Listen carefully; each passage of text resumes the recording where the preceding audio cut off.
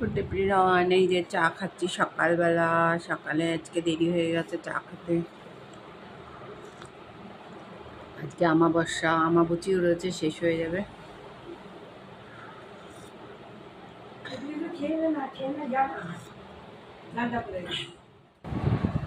এই আমার পরোটা, এই রুটি, পটল ভাজা খাচ্ছি।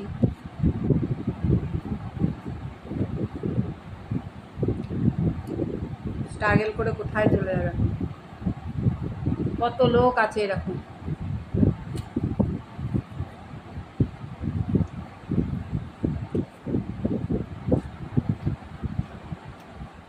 প্যানে তেল দিলাম, এখন ওই কাতলা মাছ আর এই যে রয়েছে কাতলা মাছ নুন হলুদ দিয়ে মাখানো।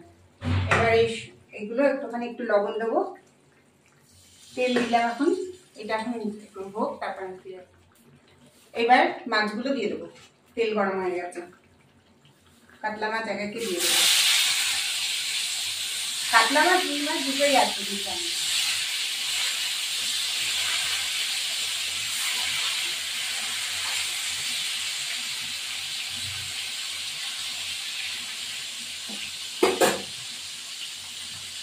দেখাতে থাকুক, তারপরে আসছি। এবার এই মাছটা উঠিয়ে দেবো।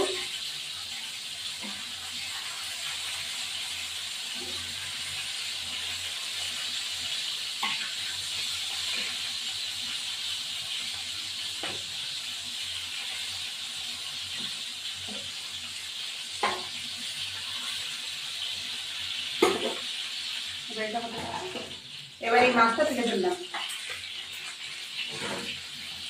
মাছটা বেশি ভাজলে, যেহেতু ফ্রিজে ছিল তার জন্য আমি মাছটা হালকা করে ভেজে নিলাম। অনেক সময় না মাছের একটা আঁচটানি গন্ধ হয়, তাই আঁচটানি গন্ধটা আর আসবে না।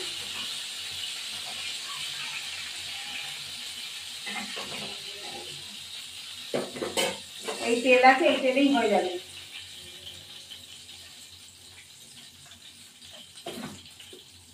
সামান্য একটু কালো জিরে দেবো।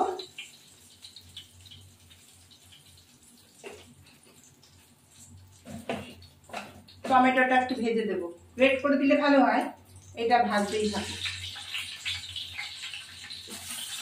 তাহলে কি হবে বলতো, মরিচটা মধ্যে গিয়ে নরম হয়ে যাবে।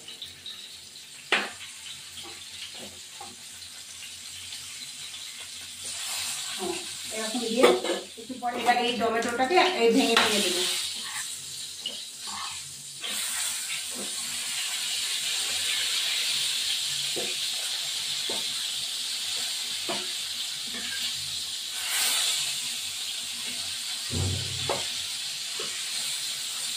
এবার এই মশলাটা দিয়ে দেবো।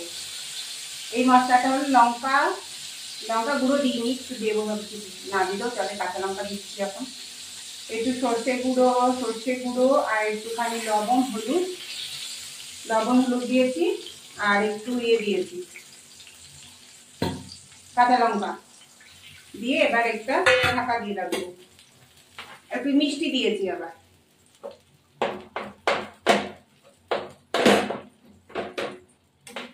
এবার মিষ্টি দিয়েছি, এটা একটু ঢাকা দিই, তারপরে মাছটা দিয়ে দেবো। এবার এই মাছগুলো দিয়ে দেবো।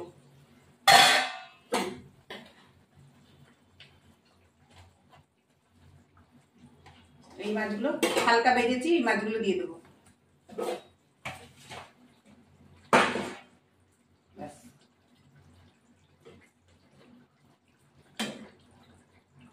এবার হোক, ফিরে আসবো।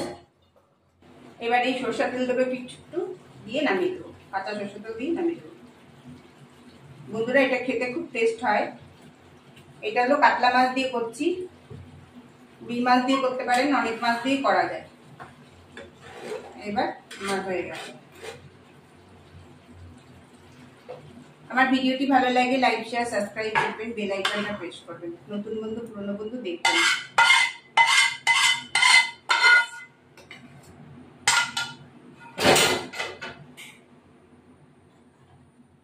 এই আমার সর্ষের ঝাল কাতলা মাছের।